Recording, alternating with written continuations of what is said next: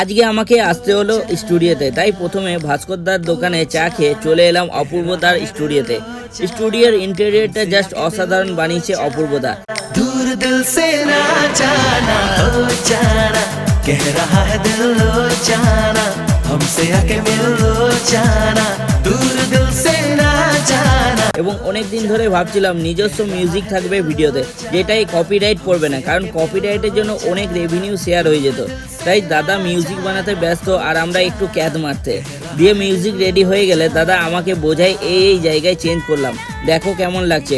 তারপর আমিও শুনলাম মিউজিকটা জাস্ট অসাধারণ বানিয়েছে দাদা। তারপর একটু ব্রেক নিয়ে জোম্যাটো থেকে অর্ডার করিয়ে চিকেন রোল খেয়ে নিলাম, দিয়ে আরও একটা মিউজিক রেডি করতে বসলো দাদা।